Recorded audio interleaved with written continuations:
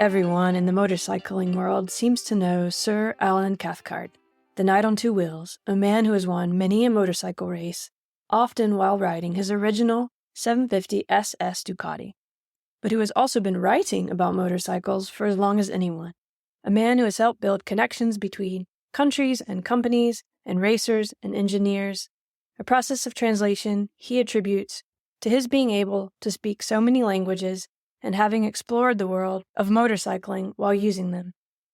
He learned those languages.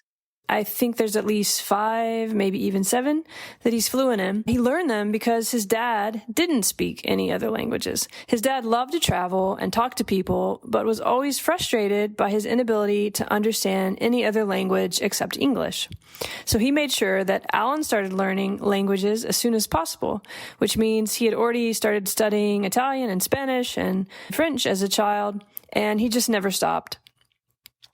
Also, when he was a child, his dad and his dad's best friend, their neighbor, Neville Green, introduced him to his love of cars. It happened because Alan was sick. He was about 6 years old, and he was in bed with what was back then a dangerous bout of the measles. And the savior for him was Neville's subscription to Autocar magazine, which came every week, and his dad would bring them over to him, and he would read them. He was already a pretty good reader then. And then later, once he was feeling better, his dad started taking him over to Silverstone British Grand Prix racetrack. They would pile into their Ford Pilot and go right up to the circuit really early in the morning. There was just like a thin rope that separated the circuit from the spectators back then. And his Pilot, the boot, as he calls it, would turn into a table. The trunk would turn into a table, and they'd start grilling bacon and eggs and watching the cars. Much later, when Alan was studying law in London, his roommate and his best friend, a man named Jeff, an American, got him hooked on motorcycles. He was already hooked on cars, but then he got hooked on motorcycles in a similarly sensory way because his friend had ordered a set of leathers, a leather motorcycling outfit for racing. And they shared this flat in London, and Jeff was gone, and the leathers came, and Alan took care of them and hung them in his room for him. And he said that he just couldn't walk past that room because he kept smelling the leathers, and there was like drawing him in. So by the time Jeff got back, Alan had his own set of leathers, and they went and found a motorcycle for him, which was a Ducati. And pretty soon after, he entered some races and found out actually he was very naturally skilled. I think it was like his 4th race that he came in 4th place, and it was also in the rain on his Ducati. So yeah, he was hooked after that, and pretty soon got a 750 SS. I think he still has it, or he has one that he got around that time. They go for over $500,000 now at auction, but Alan is still racing this. In the middle of all of this, he also started writing about motorcycles, which was just sort of an accident, as he tells it, just came into his life and ended up, of course, now becoming the most famous motorcycle journalist that there has been. He also started the world's largest racing club in England. And so he was working as a lawyer and a businessman, but he gave that all up to work in the motorcycle world. And he started writing for some of the top magazines in so many different countries. He tells a lot of these stories. Also, while he was talking to me, at a signed helmet of Valentino Rossi in the background. So that tells you who his friends are. And he actually is a good friend of his. I think Alan's written more about motorcycles than anyone in the world. He tells us how it happens in this interview, and we talk a lot about electric motoring and what's changing and why the sensory sensation of riding is actually heightened on an electric bike, he says, which I was kind of surprised to hear him say that. He also talks about how he thinks the long-term answer is in hydrogen. We also talk about what it's like to ride and to crash in that most dangerous of all races, the Isle of Mann at TT, which Alan has raced in, of course.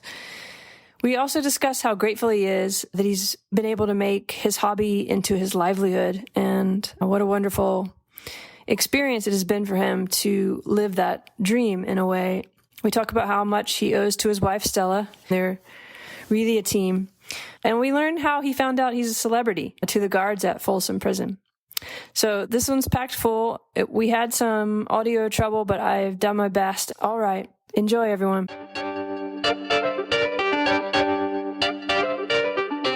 Hi, Alan. It's great to see you. Welcome to Forever Motoring. Thank you for joining us today. Nice to be here. Thank you. So I always start with a similar question, which is more or less, tell me about an early moment in your life that you remember being moved or some early memory of motoring.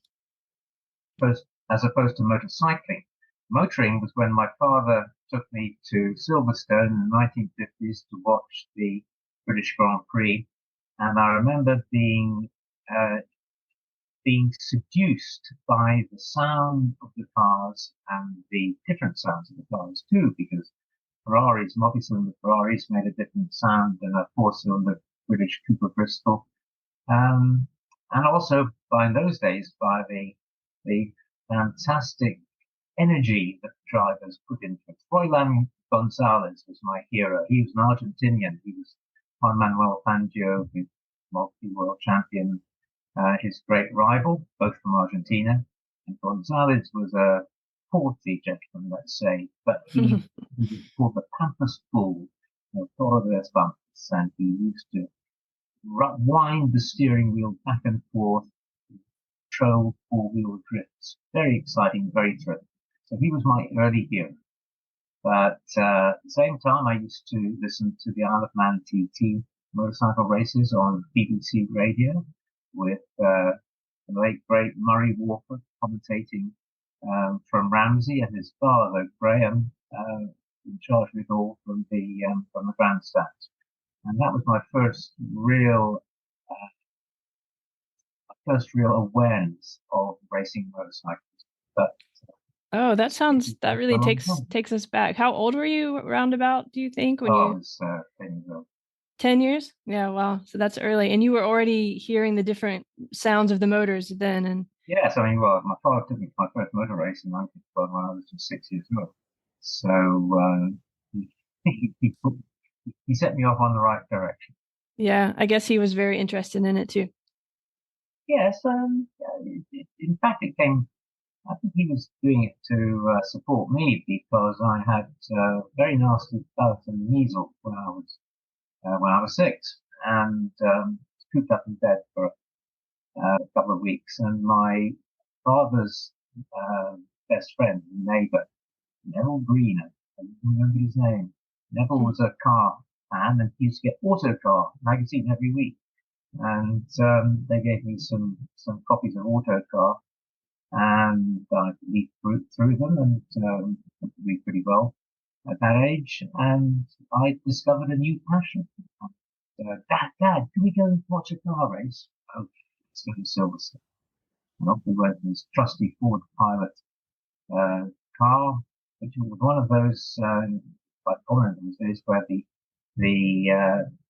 boot, the trunk, folded down to make a flat table.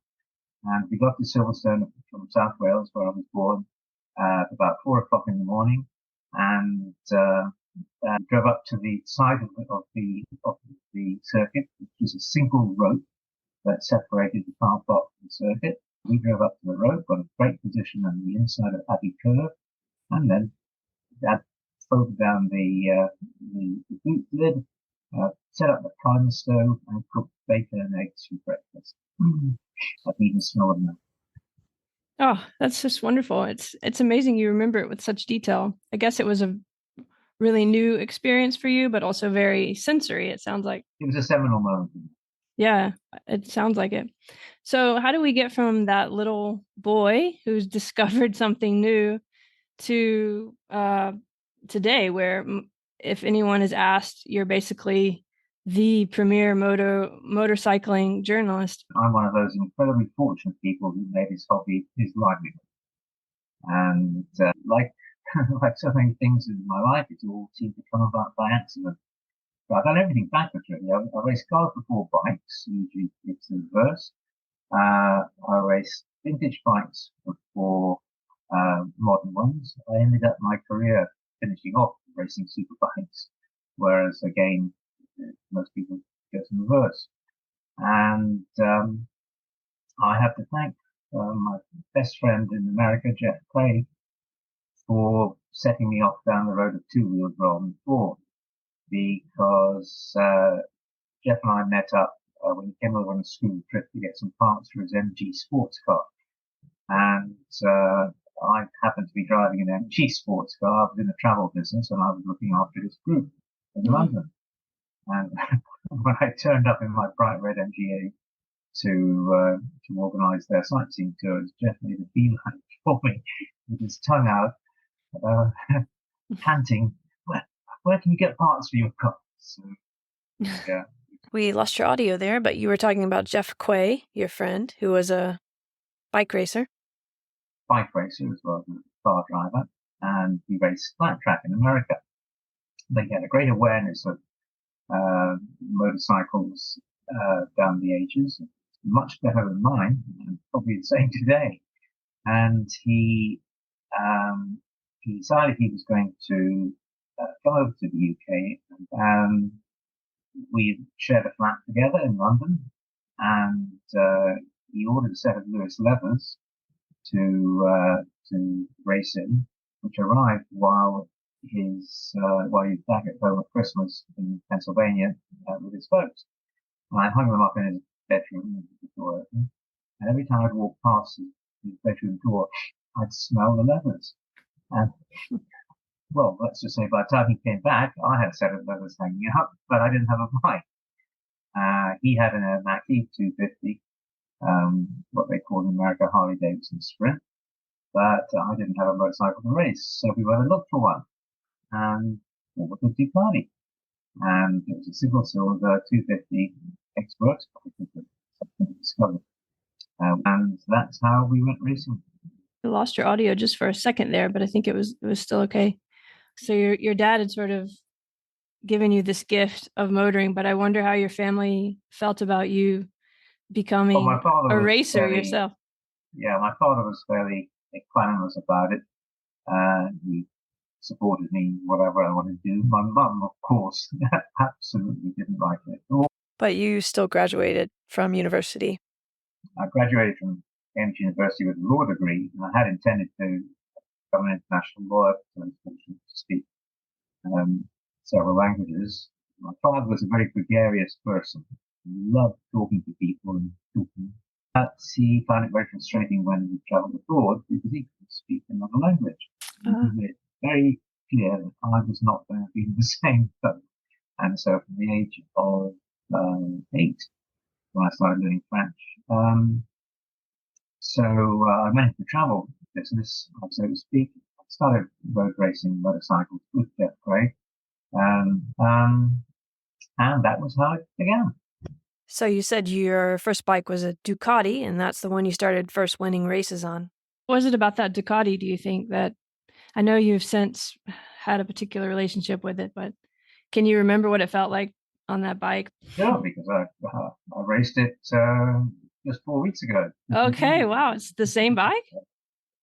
No, I was foolish to sell my. Actually, I had two 750 SS Ducatis at the same time back in '76 and '77 because there were two different production championships, and one had a much more restrictive specification than the other.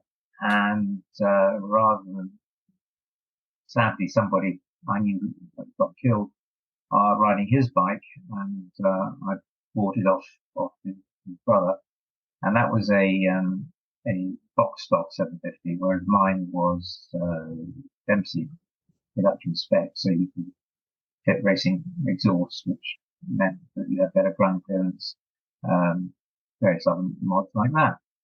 But I decided I was going to, 1978, I think it was, I decided I was going to move on to Japanese four-cylinder bikes, and I bought a P&M Kawasaki, and so we decided to be able to afford that. Fortunately, I realized the error of my ways about 5 years later. Okay. By then, the prices had still not yet taken off, but they subsequently did. So I was able to get another one from Italy, and that's the one I still have today, and enjoy. I think it's. I'm told it's the last 750SS, genuine 750SS, still being raced today. And people think I'm nuts to do it because they're going for over $250,000 in auction now. But those are the ones that have been prettified and turned back into original spec, whereas mine's taken 49 years to get the weight that it is today. So it's not going to be. That's a special bike. It's almost part of your body, probably by this point. Probably feels like almost an extension of you. Well, anybody's ever ridden Ducati V-twin, especially a bevel drive one, silver version, will know that they are completely seductive. There's nothing else quite like them in the world. And I was fortunate to become good friends with Engineer Taglione, who was the man who designed it. And to me, that motorcycle swims against the norm in almost every possible way you could imagine. I guess you were already working on your writing skills at the same time as your riding skills back in those days, but then you started racing and you started doing well. And when did things sort of shift? I was sales director for this travel company, so I had to make presentations to clients. And one of our most profitable and most intense branches of tourism were sales incentive programs. So if you were a Chevrolet car dealer and you sold 10% more cars this year than you did last year, you got a free trip to London, all expenses paid with your wife. And Chevrolet would make sure that they rolled out the red carpet for you with stuff that you couldn't buy if you came over in as a tourist. So this is a form of showbiz and very enjoyable to do. And that's how I met my wife, Stella, who was working in the same company. And we got married in 1977. But thanks to Jeff Craig, I'd also begun assembling a pretty nice collection of classic races. Things like Manchester G50, Manx Norton, the classic British and Italian, couple of Spanish races of the classic era, which basically essentially means so cool.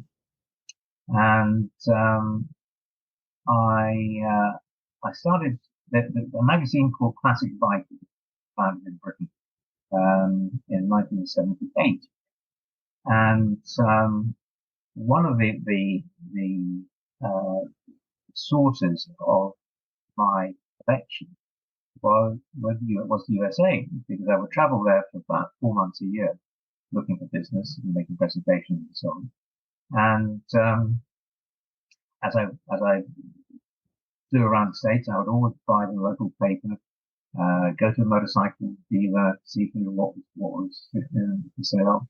And that's where I found some really fabulous, the only two words to describe it, X-Works racers. I found the ex-Mike Hailwood Mondial 250, World Championship winner in 1957. I found it in Muskogee, Oklahoma. I found an X-Works PSA Rob North triple in Houston, Texas. I found one of the only 3 Ducati 125 triple camshaft Desmo twin cylinder racers in Cincinnati, Ohio. And I brought them back to the UK and restored them. And I should say, raced them. So in 1978, Classic Bike magazine was founded. And the first issue, an article about where are all the factory PSA and current triples. But we left my bike out. So I wrote into the editor, and it was a great magazine. I wrote into the editor and said, great article, great magazine. By the way, you forgot my PSA. Here's a photograph and here's the details. And by the way, why don't you do a classic racer test each issue, just like they're doing classic sports car with Willie Green? And Mike Nix, the editor, wrote back to me and said, sorry about your PSA, thanks for the info, we'll publish it in the next issue. And about the racer test, great idea, why don't you do it? Me, sitting looking in front of a piece of paper and a typewriter, sorry, no screens then, and have to fill it with words and need to write articles? Not good. And the first one I ever did was about my Matchless G50, which I was racing in single-cylinder racing. Didn't have classic racing yet.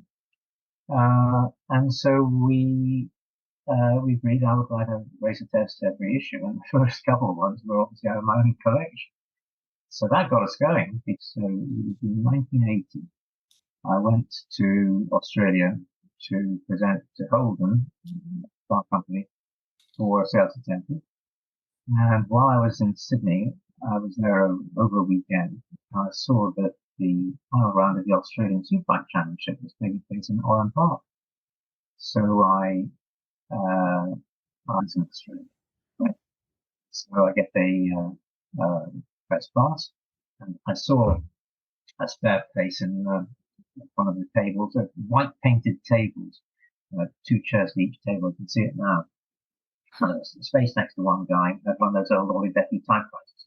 Ding, ding. Mike Hanlon, who was the owner and editor of Australian Motorcycle News, which still is Australia's #1 and certainly the oldest bike in Australia, as well as the spread. Sorry, we lost your audio just a minute there, but so you're talking about Mike Hanlon of AMCN in Australia, and you met him at this race by chance in Australia, and he was saying he wanted you to come work for him. He was saying, I need you. Me? Yeah, we don't have a European correspondent. I want somebody who can write reports about the latest events in Australia, in the UK and Europe. You should think about it. Anyway, long story short, we went off for beer afterwards, exchanged cards, and, well, I thought maybe the chance might come sooner or later. Anyway, later that year, Sarah and I went on holiday to south of France, to Provence, and we were driving around near a beautiful town called Les Baux in the hills. And as we were driving along in rental car, I saw this BMW coming towards me. You could tell it's a BMW because the cylinder was sticking out outside. Oh, that's one of those new GS. That's what they call it, GS, dual purpose bikes. There's another one. I'd be the factory testers. They're all doing 2x2. It's the press launch. Well, what if Mike Hanlon would be interested in this? Let's turn around. Couldn't do it in time. So we waited to see if there were going to be any others coming. No. So Stella said, look, it's BMW. They always do things right. Let's look in the red Michelin guide and see if there's a nice restaurant around here with a platform. Yeah, they always have a nice restaurant nearby. And go there, and if it's not BMW's place, well, at least we'll have a nice lunch. Good thinking, Bob. So off we went. Promise this is true. Came round the corner, BMW. Came into the office, into the reception, and there's a BMW desk. Hello, my name's Alan Cathcart. I'm from Australia. Oh, this is wonderful. We have nobody here from Australia. We'll get cheap coverage. Please, yeah. Take a key for a bike. Yes, but I don't have any riding equipment. Helmet? Which size? Okay. Photographers? There are 4. Oh, I better go then. Is anybody lead to tell me where to go? Sure. Here's a test rider. Just follow him. We'll catch up with you. So off I went, did my test, and then sent my article off to Mike Hanlon, who published it and sent me a copy of the magazine with a check. This might work. But 5 months later, for various reasons, I decided that my time in the travel business was done. And with Stella's support, and I have to say I probably wouldn't have done it if he didn't push me over the edge.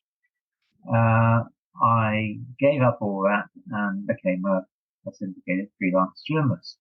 I knew that I had to cover stuff that other magazines couldn't cover themselves, and that other freelance journalists couldn't cover themselves.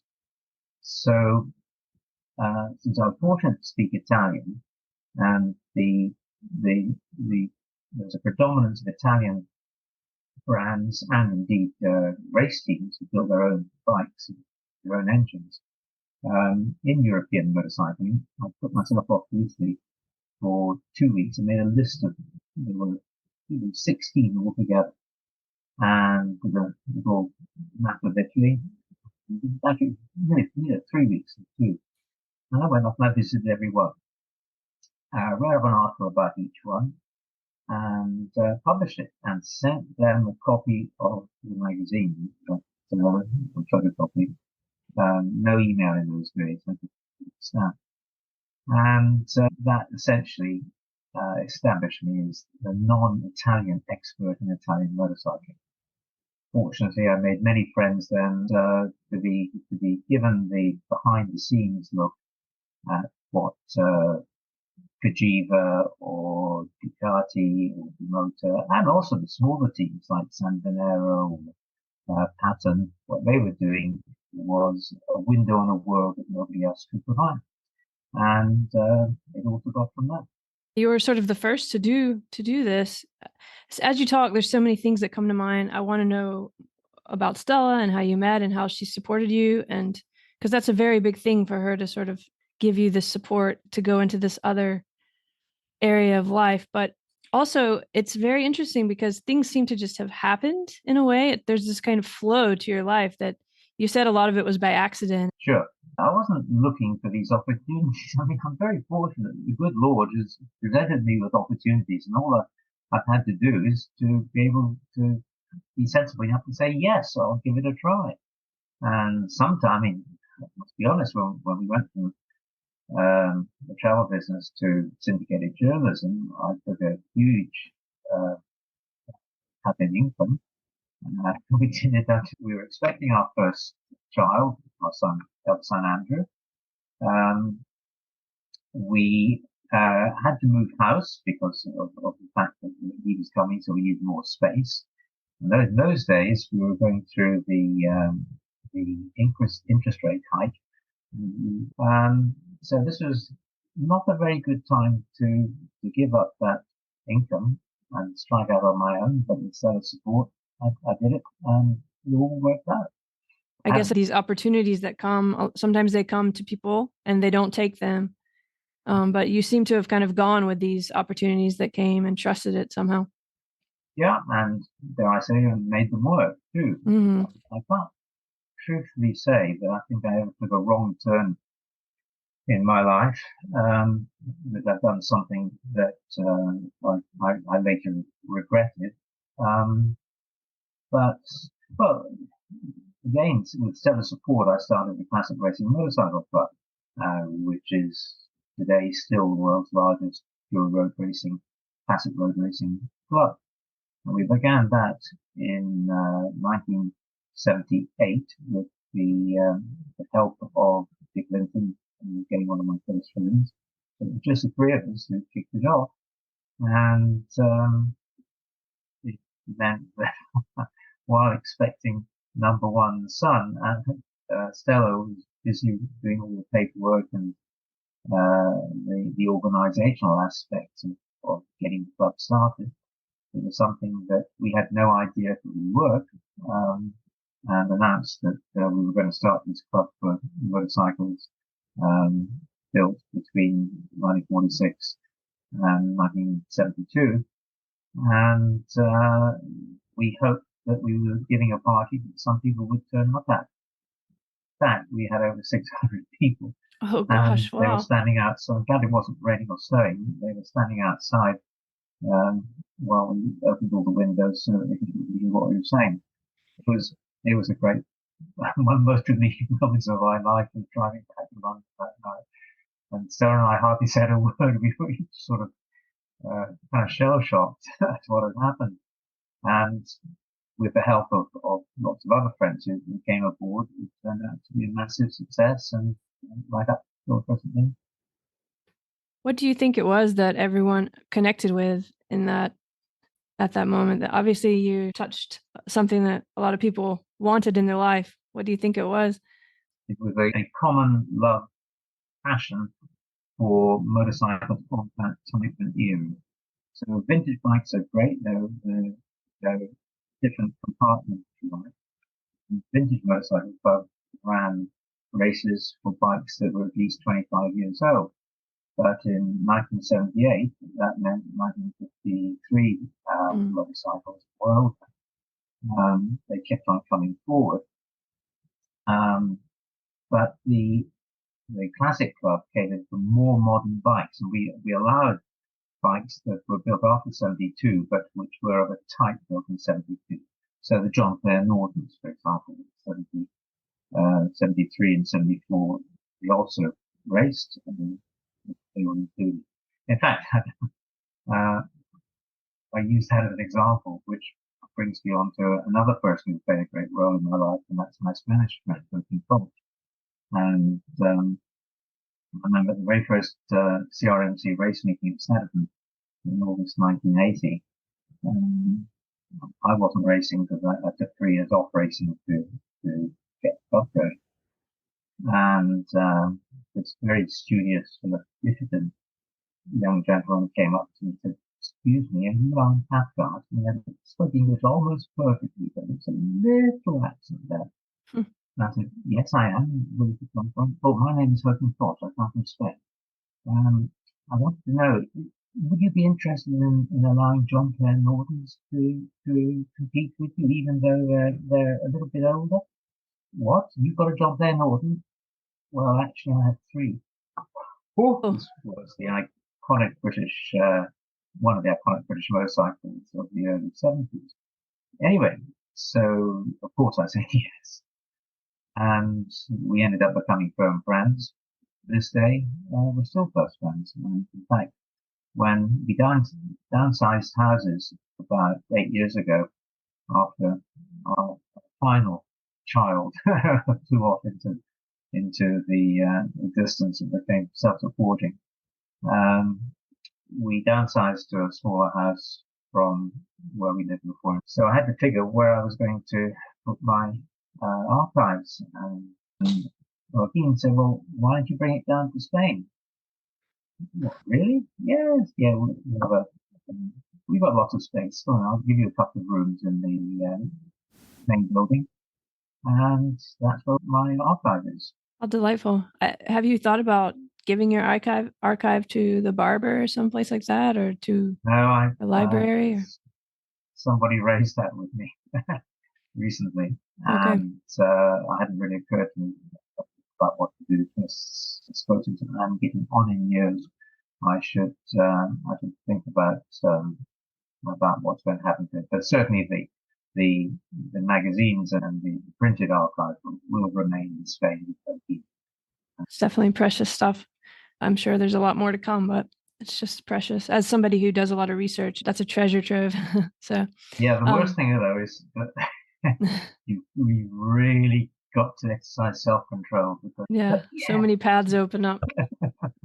It's hard. It can be overwhelming, but exciting. But as you were talking, I had a couple of things come to mind. First is, I wonder about what the international scene was like before you started riding and racing and writing, because you've really, it seems to me, but it could just be my position from where I come in time, but that you actually sort of helped create this more international community and sharing between different countries and brands, and or was that already there in the racing scene? Well, I wouldn't. In racing, to a certain extent, it was compartmentalized. But for example, one reason why I was able to forge a path with the Italian team manufacturers was that very few of them spoke English, and hardly any motorcycle journalists outside Italy spoke Italian. So it was compartmentalized to that extent. There were groups of nations in Spain and Portugal, for example, and Latin America, which kind of existed within their own subculture, but except at the Grand Prix, they never had any real spillover into another culture. And I suppose to that extent it's true that I did bring readers in Anglophone countries. I brought them awareness of what was going on in the field of Spain, for example. I mean, one of the things that I must admit I was very fortunate was that I forged a relationship with Motorcyclismo magazine in Madrid, And this was Spain's largest motorcycle publication. You actually were very much literally translating. I mean, you were with the language, but you were actually really making some very important connections, sharing information that couldn't be really shared or hadn't been shared before then. It's really Yeah, fascinating to think about all those new paths. And also, what's interesting to hear you talk and to look at your amazing career, there's so much integration between your writing, but also the friendships that you've made and how they've lasted. There's all these long histories, not only the bikes themselves and how you've given those stories and perpetuated those stories across the world, but also with your relationships, right? It's also kind of reflected in the relationships that you've made. I like people, and I've always been I'm friends with acquaintances with famous riders, star riders of the past. I mean, that's one of Valentino's Rossi's helmets behind me Did he give on you the that? shelf, and I have to say, even autographed as well. Oh, The people that I really have related to down the years, have been the people that make the bikes. Because while I obviously admire people like Valentino who ride these bikes to levels which I can't even conceive of doing. I mean, Peter Hickman lapping the Isle of Mann TP course at an average speed of 135 miles an hour. it's I almost not can't human. conceive it. Um, so I admire such people hugely, but the ones that I have focused my journalistic career on, I think, have been the people who created the bikes that they did it with. So the engineers, the some case team mechanics, the background people who don't want to be a chap. One of the reasons why I was so fortunate to be allowed to test ride every single Japanese factory is because I told the story of what the engineers had been attempting to do over the past year, sometimes unsuccessfully, sometimes successfully, but the rough always went in the smooth. Plus, I always had one condition if ever I went and track testing the race bike, which was that the bodywork had to be removed. That was a given. And for that reason, I guess one of the things I had is a wonderful record of what some technological evolution of race bikes over the past 30 years. And that was important. That the engineers were happy, in fact, eager for me to come back and ride the bike each year to be able to explain to fans and even their management what had been going on in the previous 12 months.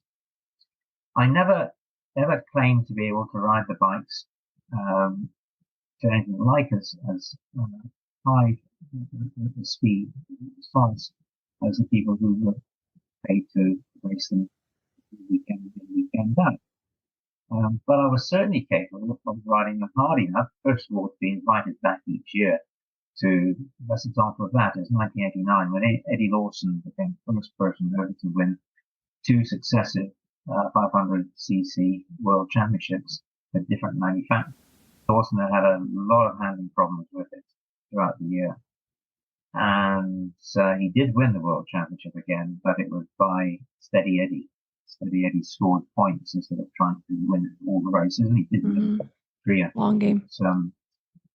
I wonder if there's any bike you haven't been on that you've wanted to be on. And I also wonder if there's anyone else in the world who's been on as many bikes as you. What do you think?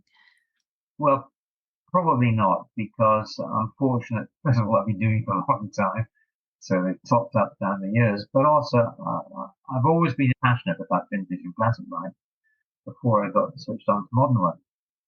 And that's still the case. I like delving into the history books, even to explore the history and the evolution of different brands back then.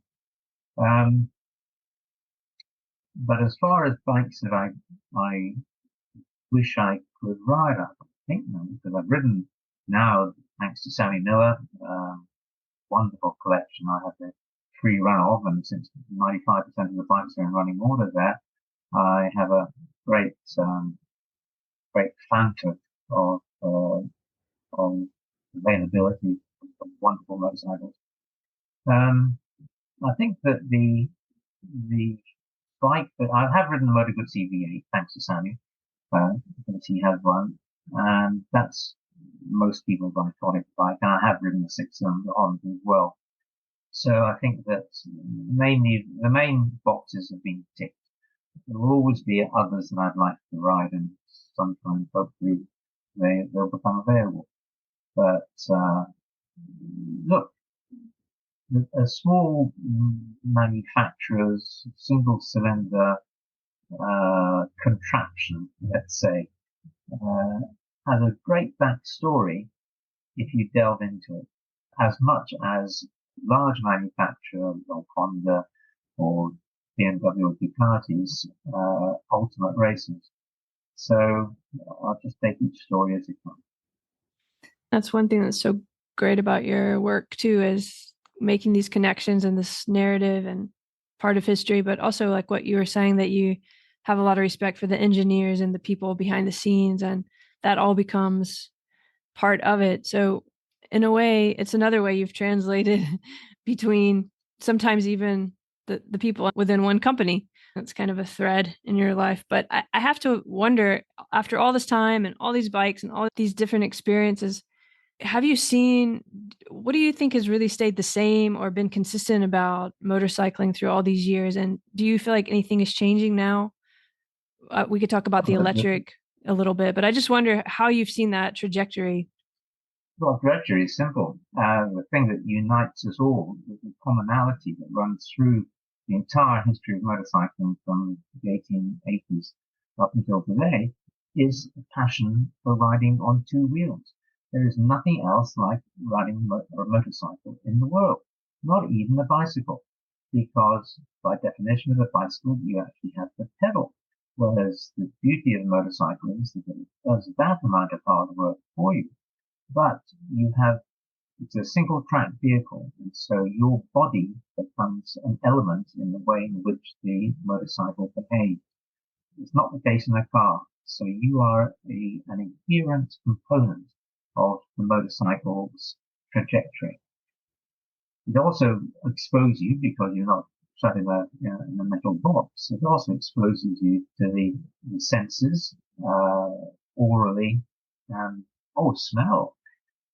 Anybody who's ever raced in the Isle of Man PT will tell you that one of the most unlikely but forceful sensations you get is when you're climbing up out of Ramsey to the gooseneck and you go through a patch of wild garlic, and it's so strong. Okay, you might not notice it on the second or third level, but the first time you do it, what's that? Oh, yeah, garlic. Oh, I just love that detail. That is really strong. When were you there? The Isle of Man. Well, uh, I have an honourable but unexceptional record in the Isle of Man TT. I've been fourth once, fifth, eighth, and ninth. But I also crashed twice at places where other people were killed. And thank the Lord that didn't happen to me. But the second time was a bad one. First time I did a 6-lap TT, and on the final lap, and I was absolutely shattered. I thought I was fit, but I wasn't. And I was on a Formula One P&M Kawasaki, and going up to Guthrie's from Gooseneck. I got offline, got confused as to where I was on a series of turns, and probably crashed at about 80 miles an hour. Anyway, I've always been so fascinated by the Isle of Man. So yeah, it's hard. I mean, was Stella there when you crashed? Because oh I'm yes, wondering it's hard to explain that race to people who, it's even hard for me to understand why it's okay to do that sometimes. But yeah, your nearest and dearest takes off, and you don't see them again for 18 minutes, by which time they gone at very high speed around this extremely dangerous racetrack. extremely. But yeah, it's It is very satisfying. And, yeah, a lot of satisfaction. If you do a good lap, you can just finish well in the race. If you do a good lap in the Isle of Man, you get so much satisfaction from it, and rightfully so because it's just a huge challenge. Yeah, there is something about being on a motorcycle that's hard to explain, isn't it, in that way? Or you've done it in a lot of different ways, but when it really comes down to why we do that, like what motoring really means, Well, it that's maybe it has to do why. with what you were saying, where you become one with something, not just the motorcycle, also the motorcycle, but the experience itself. I don't know. What do you think? Yeah. Well, strangely enough, you mentioned electric bikes just now. With an electric motorcycle, riding an electric sports bike or electric race bike, this sensation is heightened. Um, I can immodestly claim to have ridden more different electric motorcycles than anybody else on the planet. And I rode every single winner of the Isle of Man TT0 race. I've ridden the Lightning that defeated all the ICE, every single iteration of the Zero, which is the largest motorcycle brand in the world, etc., etc. So I get electric, but people who denigrate electric bikes because they've got no noise, they don't make a sound. Well, first of all, that's not true. A bike like the Moto Sis that beat Honda Hooligan 4 times to win TT0, that screamed because it had straight cut drive gear, power gears. And that meant the faster you go, the higher pitched the scream became. It was a visceral thrill to ride. Oh, wow. But even if there wasn't a sound, you can ride something like the missions, Mission 1, Mission R, didn't have that kind of sound. But you were wafting along in the air. And you were much more aware of the dynamic, the movement, the swing of the bike because there was no engine sound to kind of distract you. You focused entirely on where you were going, obviously, but also the sensation of changing direction, braking, accelerating, and so on. Also, electric bikes have massive acceleration. People always think that turbo or supercharging engines, cars as well as bikes, it's all about power, more power. Rubbish. Power's got nothing to do with it. And in the real world, everyday driving or riding, it's irrelevant. What's exciting is torque. So what torque your vehicle, car or bike is delivering is what really matters because that's what gives you acceleration. That's the thrill. What was the first electric bike that you rode? Was it a Zero or? No, I think it's a Mission R. Okay. Yeah, it was the prototype Mission R in San Francisco. Mission R I rode, and that gave me an idea of the thrill of performance for the first time. But then that was only a prototype. But then I started riding the Zeros, which were produced not very far away near Santa Cruz.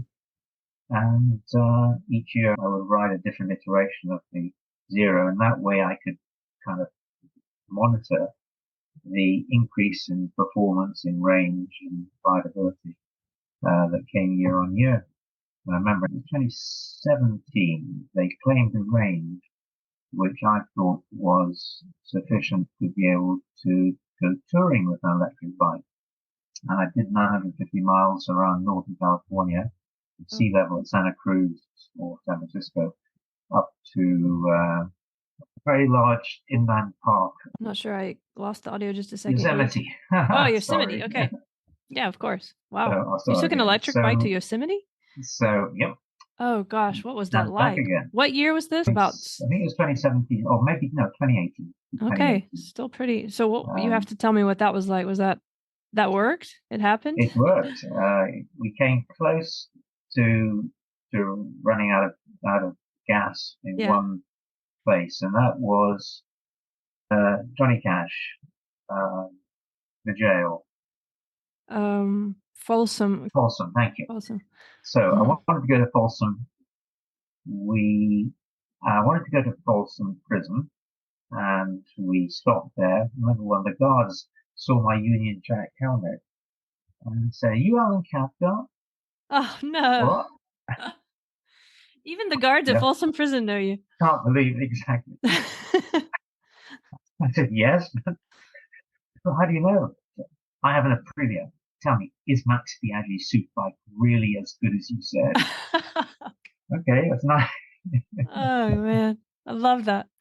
All right, so we then had to climb an 8,000 foot mountain pass to get over to South Lake Tahoe. So we planning to charge up at a place called Placerville. That was a Placerville, the bottom of the 1,000 feet elevation. And there was one charging point outside the local library. So we plugged in, and usually when you plug in, you go away and do something else, like go to sightsee, go to a museum. When we plugged in earlier that day in Sacramento, I'd gone and looked at the American Railway Museum. It was great. And went back again, and I to 74%. I'd been 74% last time. Well, what to do? It's starting to get dark. So we set off up the hill, and because the gradient was so steep, it wouldn't pull the eco mode.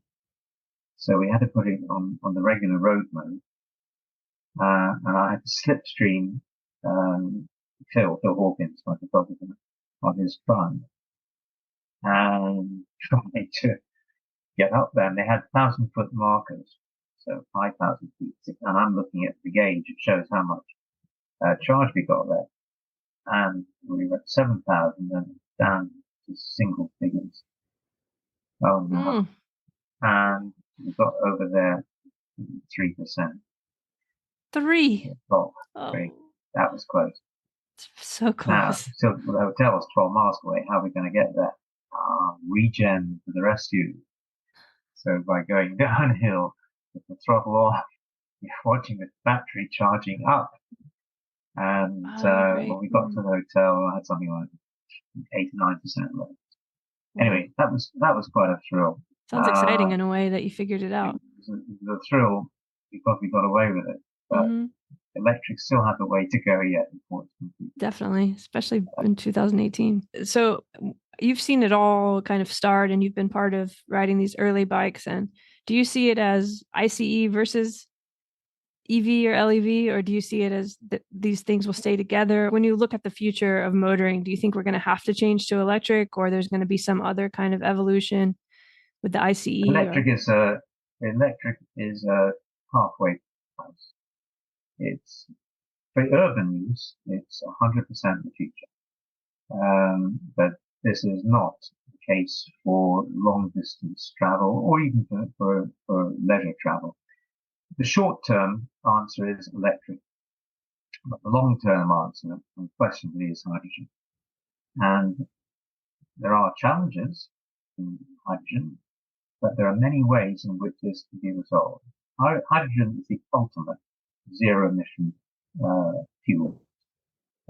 True, it takes a lot of electricity to produce it, but you can then have your hydrogen plant beside the sea somewhere far away from people's homes, and you can charge it with wind and solar panels, and you will produce hydrogen.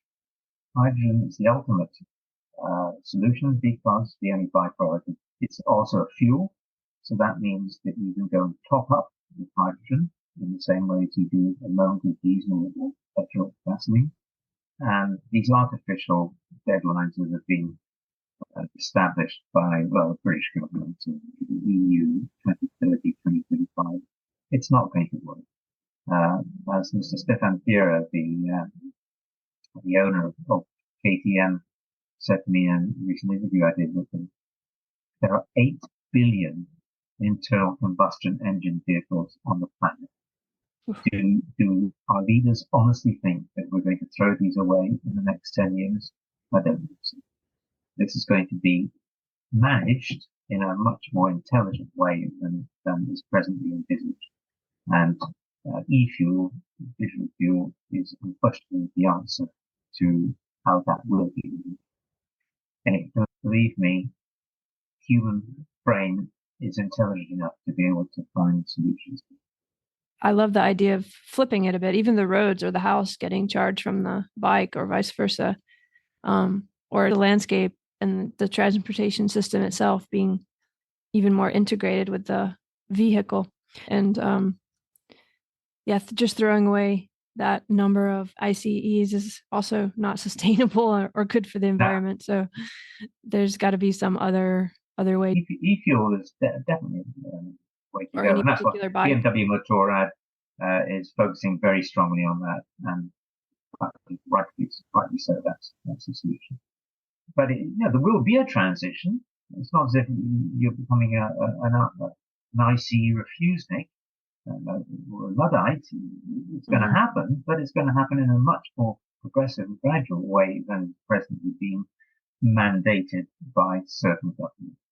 And the German government was able to obtain a recognition of this from the EU, and that's good for everybody. And in this transition, do you think that all these things we've talked about that are so important to the motoring experience, which most of us know via an ICE, that those things will remain what they are in terms of what you said about what motivates us to motor? 2 wheels and a motor, some kind or other. Electric or ICE, doesn't matter. Yeah. There is your thrill and there's your enjoyment. In 2 wheels lies your thrill and your enjoyment. I think that's a good place to close. But just before we do, is there anything else you'd like to say about motorcycling or motoring in general? I'm very grateful to motorcycling for having taken me places around the world that I wouldn't have seen otherwise.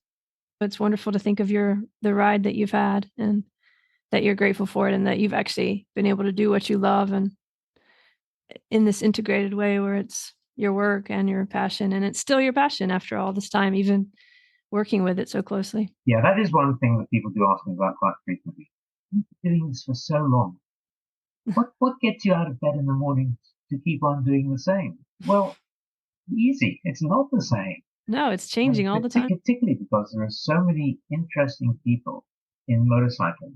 I'm not saying more than in cars, but there's definitely more passion in the world of motorcycling than 4 wheels. And I like writing about people as much as things and as bikes. But the bikes are, after all, an extension of their personalities.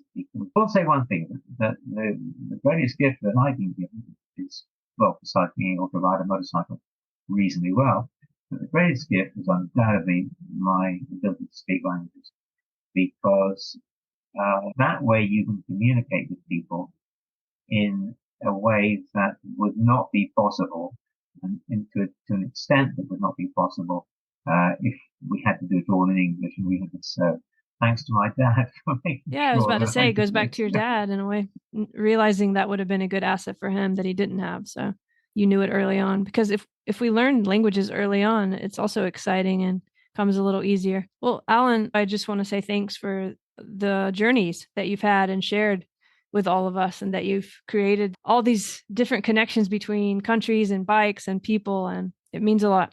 Yeah, Andrea, thanks very much for talking to me. It's been a pleasure to chat with you, and what I can say is motorcyclists all around the world who see this, ride safely, but keep on riding. Ride safely, but keep on riding. Good last words to end with. Thank you, Alan.